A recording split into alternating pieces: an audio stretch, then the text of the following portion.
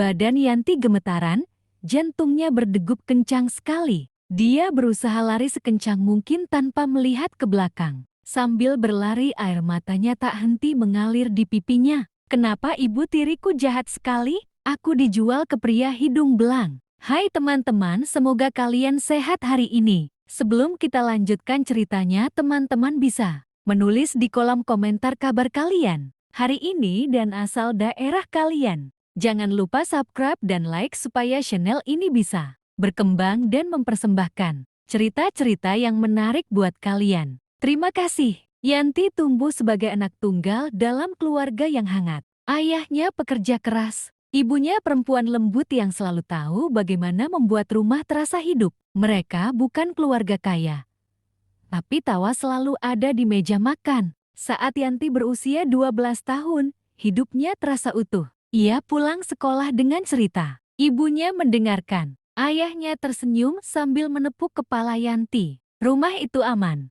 Namun semuanya mulai berubah saat Yanti menginjak usia 17 tahun. Ibunya jatuh sakit. Awalnya hanya batuk yang tak kunjung sembuh, lalu tubuh yang semakin kurus. Malam-malam di rumah sakit menjadi rutinitas baru. Bau obat, suara monitor, dan wajah ayah yang semakin lelah menjadi pemandangan yang Yanti benci karena ia tahu ini bukan sakit biasa. Bu, aku lulus nanti ya, bisik Yanti suatu malam sambil menggenggam tangan ibunya yang dingin. Ibunya tersenyum lemah.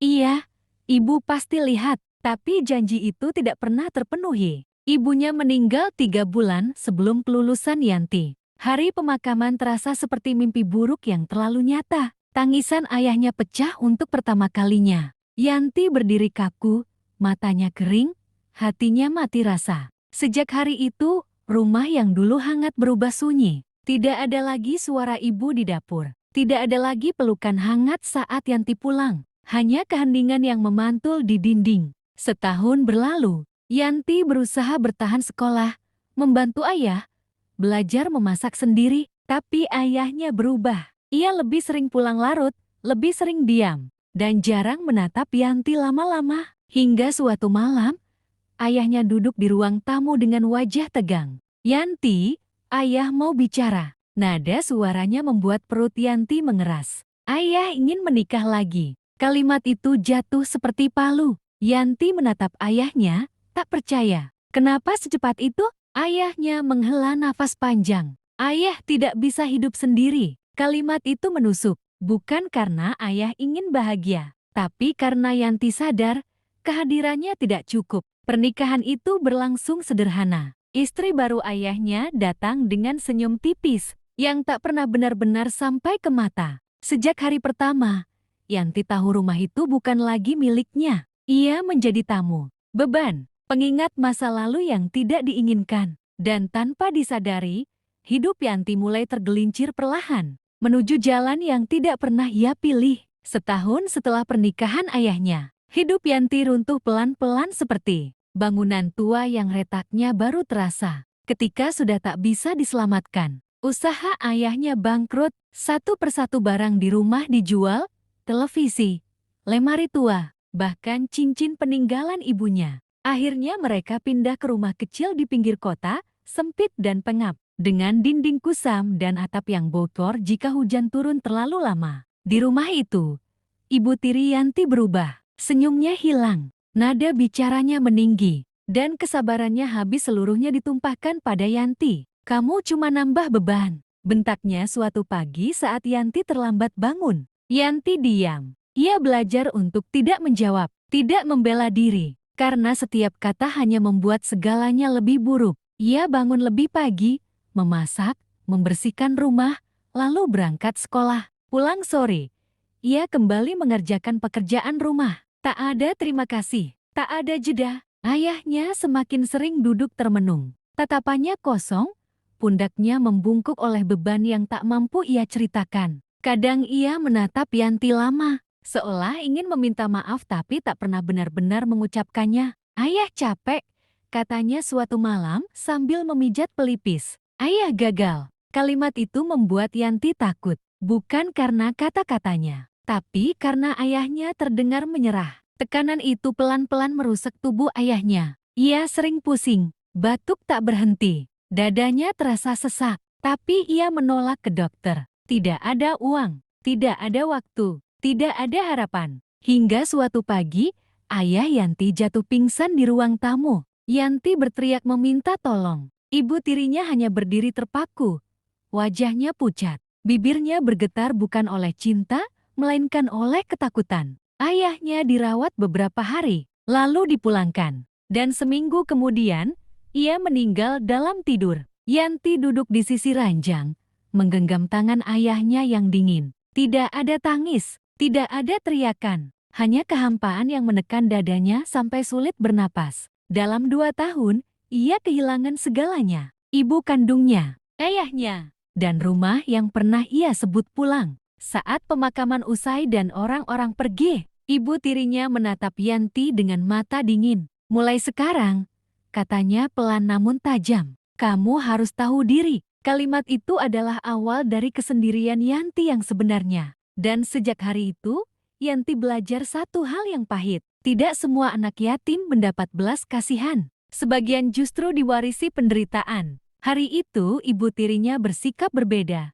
Ia berpakaian rapi, suaranya lembut terlalu lembut hingga membuat Yanti gelisah. Tanpa banyak penjelasan, Yanti diajak naik angkot menuju tempat yang asing. Jalanan semakin jauh dari rumah. Bangunan-bangunan berubah menjadi deretan gedung tinggi dan lampu yang dingin. Kita mau kemana? Tanya Yanti pelan. Diam saja, jawab ibu tirinya singkat. Hati Yanti mulai berdegup tak wajar. Mereka berhenti di depan sebuah kafe gelap. Di dalamnya, seorang laki-laki setengah baya duduk menunggu. Perut Yanti mual saat tatapannya menyapu tubuhnya terlalu lama. Terlalu menjijikkan. Ibu tirinya tersenyum lebar. Ini anaknya, katanya. Masih muda. Nurut, Yanti membeku. Ia baru mengerti saat laki-laki itu tertawa. Kecil dan menyelipkan. Amplop tebal ke tangan ibu tirinya. Tangannya gemetar. Dunia seolah runtuh di bawah kakinya. Ayo, kata laki-laki itu. Kita ke hotel. Yanti ingin berteriak, tapi suaranya terkunci oleh ketakutan. Lift hotel bergerak naik. Setiap detik terasa seperti hukuman. Pintu kamar terbuka. Bau parfum dan karpet dingin menusuk hidung Yanti.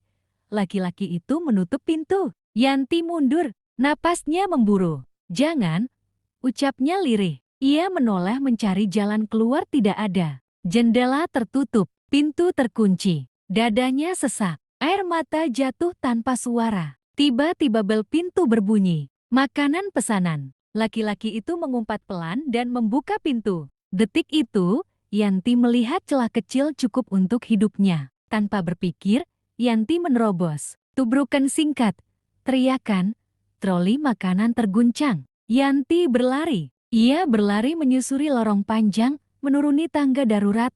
Napasnya terbakar. Tangannya gemetar saat mendorong pintu keluar. Udara malam menghantam wajahnya dingin, nyata. Ia tidak menoleh. Ia berlari sekencang mungkin. Di trotoar yang basah, Yanti jatuh berlutut. Tubuhnya gemetar hebat. Ia hidup. Ia selamat. Dan di tengah malam yang sunyi, Yanti bersumpah pada dirinya sendiri. Ia tidak akan pernah lagi menyerahkan hidupnya pada siapapun. Yanti pulang diam-diam saat langit masih gelap. Ia tidak menyalakan lampu, tidak mengeluarkan suara. Rumah itu terasa asing seperti tempat yang pernah ia tinggali, tapi tak lagi memberinya hak untuk bernapas. Ibu tirinya tertidur di kamar, mendengkur pelan. Tak tahu bahwa Yanti telah kembali, bukan untuk tinggal, melainkan untuk pergi selamanya. Yanti masuk ke kamarnya. Tangannya gemetar saat membuka laci kecil di bawah ranjang. Di sana tersimpan satu-satunya benda yang masih ia jaga sejak ibunya meninggal. Kalung emas sederhana, pemberian terakhir ibunya sebelum sakitnya memburuk. Apapun yang terjadi, simpan ini. Suara ibunya terngiang. Kalau kamu takut, pegang ini. Air mata Yanti jatuh membasahi kalung itu. Aku minta maaf, Bu, bisiknya. Ia memasukkan kalung ke saku, lalu pergi tanpa menoleh lagi. Pintu rumah ditutup pelan seolah menutup satu kehidupan yang penuh luka. Pagi itu, Yanti berdiri di depan toko emas. Tangannya dingin saat menyerahkan kalung itu. Uang yang diterimanya tidak sebanding dengan kenangan yang hilang, tapi cukup untuk bertahan hidup. Ia menyewa kamar kos kecil di gang sempit, satu kasur tipis, satu jendela kecil, dan kamar mandi bersama. Tapi untuk pertama kalinya, tempat itu aman. Malam pertama di kos, Yanti duduk memeluk lutut. Tidak ada suara bentakan, tidak ada ancaman, hanya kesunyian dan kebebasan yang menakutkan. Besoknya, Yanti mencari kerja. Ia berjalan dari satu tempat ke tempat lain, menunduk, membawa fotokopi ijazah yang sudah kusut. Banyak yang menolak, wajahnya terlalu muda, pengalamannya terlalu sedikit, hingga sebuah resto kecil menerima lamaran itu. Kamu bisa mulai besok, kata pemiliknya singkat. Kerja keras, ya. Yanti mengangguk cepat, menahan air mata. Iya, Pak. Terima kasih. Hari-hari sebagai pramusaji melelahkan. Berdiri berjam-jam. Senyum dipaksakan, tangan sering gemetar membawa pesanan. Tapi setiap langkah terasa miliknya sendiri. Setiap malam, Yanti menghitung uang receh di kamarnya. Sedikit, tapi cukup untuk makan, cukup untuk bertahan. Ia menyentuh lehernya yang kini kosong. Tidak ada kalung, tidak ada perlindungan. Namun untuk pertama kalinya dalam hidupnya, Yanti sadar. Ia tidak lagi dimiliki siapapun. Ia miskin, ia sendirian. Tapi ia bebas, dan di kamar kos sempit itu, Yanti berjanji, ia akan hidup dengan caranya sendiri. Tak terasa setahun sudah Yanti bekerja di resto itu. Ia berubah, lebih tenang, lebih kuat. Senyumnya kini bukan lagi topeng ketakutan, melainkan hasil dari hari-hari panjang yang berhasil ia lewati sendiri. Ia dikenal sebagai pramusaji yang rajin, sopan, dan tidak banyak bicara. Hingga suatu sore, seorang pelanggan tetap memintanya duduk. Namanya Rizal. Penampilannya rapi, tutur katanya halus, dan caranya memandang Yanti membuat banyak orang iri. Ia sering datang, memberi perhatian kecil, menanyakan kabar. Aku serius sama kamu, katanya hari itu. Aku ingin menikahimu. Yanti terdiam. Ia ragu, tapi hatinya lelah selalu sendiri. Rizal tampak meyakinkan, dewasa, bertanggung jawab. Namun kebenaran datang dengan cara paling kejam. Suatu malam, seorang perempuan mendatangi resto dengan wajah merah padam. Suaranya menggema. Tangannya menunjuk Yanti. Ini dia pelakornya. Resto mendadak ricuh. Perempuan itu adalah istri Sahrizal. Ia merekam Yanti dengan ponselnya. Kata-kata kasar dilontarkan tanpa henti. Yanti gemetar, mencoba menjelaskan bahwa ia tidak tahu Rizal telah beristri. Tapi video itu sudah terlanjur tersebar. Esok harinya, nama Yanti viral. Pelakor miskin, perempuan murahan, cari kaya lewat suami orang. Hujatan datang tanpa ampun. Wajah Yanti terpampang di mana-mana dipotong, dipelintir, dihakimi. Bahkan istri Sahrizal diundang ke podcast terkenal, menceritakan versinya dengan air mata dan kemarahan. Yanti tidak keluar kamar kos selama berhari-hari. Ia merasa hidupnya hancur lagi padahal kali ini ia tidak melakukan kesalahan. Di tengah keputusasaan, sebuah pesan masuk. Sebuah podcast lain lebih kecil, tapi kredibel mengundang Yanti untuk klarifikasi. Dengan satu syarat, ada saksi. Pemilik resto datang bersama Yanti. Aku mengenal Yanti, kata bapak itu di depan kamera. Dia bekerja jujur, dan pria itu sering datang sendirian. Tidak pernah mengaku beristri. Yanti berbicara dengan suara gemetar, tanpa menyalahkan siapapun. Aku hanya perempuan biasa, katanya. Dan aku juga korban kebohongan. Video itu meledak. Publik mulai berbalik. Beberapa minggu kemudian, tawaran datang bertubi-tubi. Wawancara, endorsement, hingga sebuah brand kosmetik besar menghubunginya. Kami ingin Yanti Jati brand ambassador, kata perwakilan mereka. Cerita kamu kuat, nyata. Yanti menatap layar ponselnya lama. Ia tidak pernah ingin terkenal. Ia hanya ingin hidup tenang. Namun dunia telah menyeret namanya. Dan kini, untuk pertama kalinya, ia memilih berdiri, bukan bersembunyi. Dari seorang pramusaji yang dihujat, Yanti bangkit. Bukan karena sensasi, tetapi karena kebenaran. Nama Yanti tidak lagi berbisik di sudut internet. Ia menggema. Dari layar ponsel hingga billboard kota, wajahnya muncul dengan senyum. Tenang senyum seorang perempuan yang pernah dihancurkan, lalu memilih berdiri kembali. Tawaran datang tanpa henti.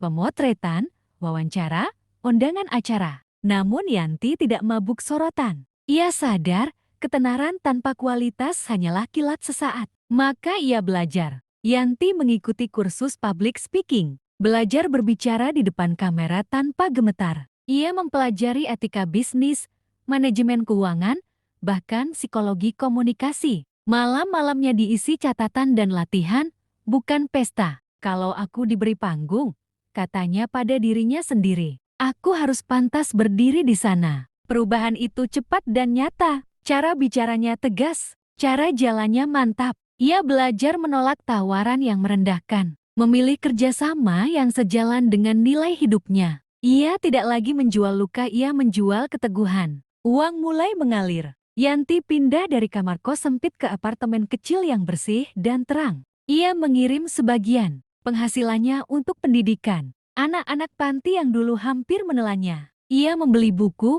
bukan tas mahal. Investasi, bukan sensasi. Untuk pertama kalinya, Yanti tidak menghitung uang receh di malam hari. Ia menghitung pilihan. Di satu acara besar, Yanti berdiri di panggung. Lampu sorot menembaknya dari segala arah. Tepuk tangan bergemuruh. Seorang pewawancara bertanya, "Apa yang paling berubah dari hidupmu?" Yanti tersenyum. "Sekarang, aku tidak takut kehilangan. Segalanya karena aku tahu caranya. Membangun dari nol." Ruangan terdiam, lalu meledak oleh tepuk tangan. Ia bukan lagi korban yang diserat cerita orang lain. Ia adalah narator hidupnya sendiri. Dan di balik gaun rapi dan mikrofon mahal itu, Yanti mengingat satu hal. Ia pernah lari dari hotel demi menyelamatkan hidupnya. Hari ini, ia tidak lagi berlari. Ia melangkah dengan kepala tegak. Sebagai perempuan yang tidak lagi kekurangan uang dan tidak lagi kekurangan harga diri. Yanti tidak menyangka masa lalu akan datang seberani itu. Suatu sore, manajernya menyerahkan ponsel dengan wajah tegang. "Kamu harus lihat ini sekarang." Sebuah unggahan viral memenuhi layar. Wajah yang sangat Yanti kenal meski telah menua dan kusam muncul di sebuah kanal media daring. Ibu tirinya. Perempuan itu duduk di kursi wawancara, mengenakan pakaian sederhana, dengan ekspresi penuh air mata yang dipelajari dengan baik. "Aku hanya ibu yang gagal," katanya terseduh. "Aku menyesal, tapi aku juga korban." Cerita dipelintir, fakta dipotong. Kebenaran dicampur kebohongan. Ia mengaku menjodohkan Yanti demi masa depan. Menyebut dirinya ditekan keadaan. Bahkan menuduh Yanti kabur tanpa alasan. Publik kembali gaduh. Namun itu belum yang terburuk. Malamnya, sebuah pesan masuk ke ponsel pribadi Yanti. "Kalau kamu tidak bantu aku buka semuanya. Aku tahu kemana kamu dibawa malam itu. Aku tahu siapa kamu sebelum terkenal." Tangan Yanti dingin. Pemerasan. Ibu tirinya ingin uang dan kendali. Ia ingin bagian dari kesuksesan yang tidak pernah ia bangun. Yanti menutup mata. Napasnya panjang. Ia tidak lagi gadis yang berlari di lorong hotel. Keesokan harinya, ibu tirinya muncul lagi, kali ini di podcast yang lebih besar, lebih sensasional, lebih kejam. Ia akhirnya mengaku sebagian kebenaran, tapi dengan niat busuk. "Iya, aku pernah salah," katanya di depan kamera. Tapi Yanti juga tidak sebersih itu. Kalimat itu memicu badai. Manajer Yanti menatapnya. "Kita bisa diam, atau kita bicara balik." Yanti mengangkat kepala. "Kita bicara." Podcast klarifikasi Yanti tayang malam itu. Tidak ada drama berlebihan. Tidak ada air mata palsu. Hanya Yanti, duduk tegak, dengan suara yang tenang. "Aku dijual," katanya. "Aku hampir diperkosa. Aku selamat karena aku lari." Ia memaparkan bukti, waktu, tempat, kronologi, pemilik. Resto menjadi saksi tentang kondisinya saat itu. Psikolog bicara soal trauma korban. Studio sunyi. Dan untuk pertama kalinya, ibu tiri itu kehilangan kendali narasi. Keesokan harinya, publik berbalik lebih keras dari sebelumnya. Bukan Yanti yang diadili, melainkan orang yang menjualnya. Yanti menatap jendela apartemennya malam itu. Lampu kota berkilau. Masa lalunya akhirnya terkuak bukan sebagai aib,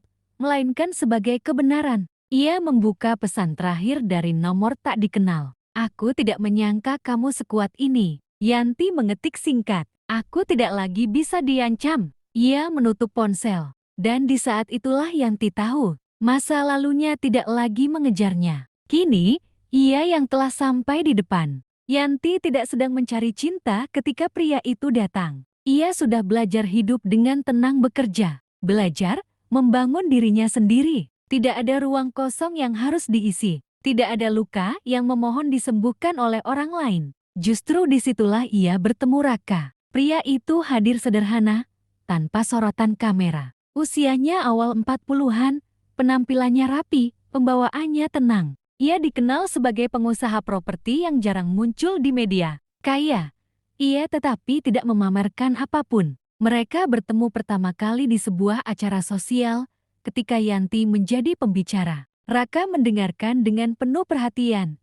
Tidak memotong, tidak memuji berlebihan. Setelah acara selesai, ia hanya berkata satu kalimat yang membuat Yanti terdiam. Kamu kuat tanpa harus terlihat keras. Sejak hari itu, Raka hadir perlahan, tidak mendesak, tidak menguasai. Ia menghormati ruang Yanti masa lalunya, lukanya, dan pilihannya. Yang membuat Yanti terkejut bukan kekayaan Raka, melainkan tanggung jawabnya. Ia tepat janji. Ia jujur tentang hidupnya. Ia memperkenalkan Yanti pada keluarganya tanpa ragu. Tidak ada rahasia gelap, tidak ada hubungan tersembunyi. Ketika Yanti akhirnya berani bercerita tentang masa lalunya tentang dijual, difitnah, dan dipermalukan, Raka tidak terkejut. Ia tidak mengasihani. Ia hanya berkata, aku tidak mencintaimu karena kisahmu. Aku mencintaimu karena caramu bertahan. Yanti menangis malam itu. Bukan karena sedih melainkan karena untuk pertama kalinya,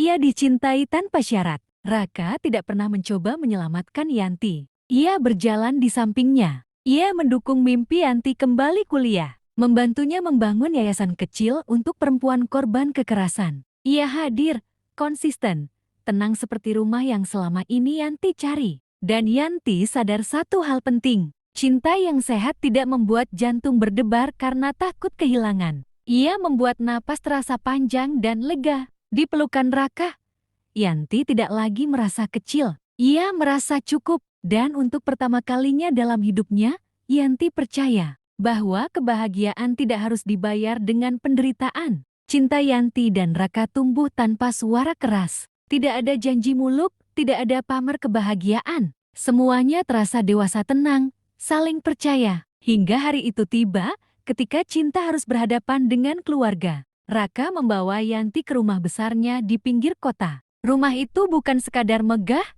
tapi dingin. Dindingnya tinggi, tatapannya penuh ukuran. Ibu Raka menatap Yanti lama, terlalu lama. Tidak ada senyum, tidak ada sapaan hangat, hanya keheningan yang berat. Kamu orang tuanya siapa? Tanyanya akhirnya. Yanti menunduk. Saya yatim piatu, Bu. Alis perempuan itu terangkat tipis. Pendidikannya, SMA. Hening kembali jatuh kali ini seperti vonis. Setelah makan malam yang terasa seperti ujian, Yanti mendengar suara dari balik pintu ruang keluarga. Ibu Raka tidak berusaha mengecilkan suaranya. Raka, kamu sadar tidak? Dia tidak punya latar belakang, tidak punya keluarga, tidak punya pendidikan yang layak. Setiap kata terasa seperti batu. Dia tidak selevel dengan kamu. Yanti berdiri kaku di lorong. Dadanya sesak. Ia pernah dijual, difitnah, dihujat tetapi diremehkan dengan tenang seperti ini. Justru terasa lebih menyakitkan.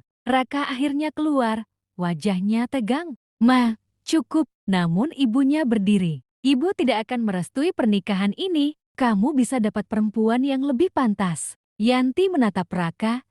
Ia tidak menangis, tidak memohon. Ia hanya berkata pelan, kalau aku beban untukmu, aku bisa pergi. Raka menggenggam tangannya erat. Kamu bukan beban, kamu pilihanku. Namun malam itu, Yanti pulang dengan langkah berat. Untuk pertama kalinya sejak lama, ia merasa kecil lagi bukan karena masa lalu, tetapi karena status. Di apartemennya, Yanti menatap bayangan dirinya di cermin.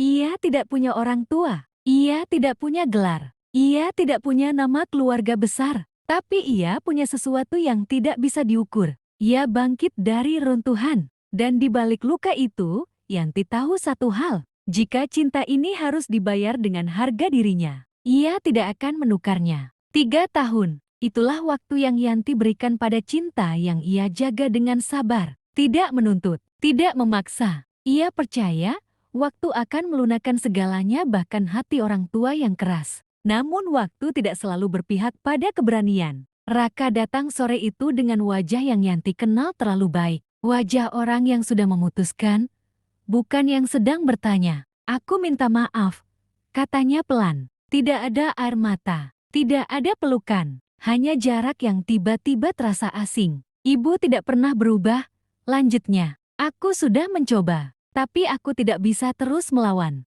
Yanti mengangguk pelan. Ia sudah menduganya. Yang tidak ia duga adalah kalimat berikutnya. Aku sudah dijodohkan. Dunia Yanti berhenti sejenak. Bukan karena mereka berpisah, melainkan karena Raka telah menyerah sebelum mengatakannya padanya. Ia tidak berteriak, tidak marah. Ia hanya bertanya satu hal. Sejak kapan? Beberapa bulan?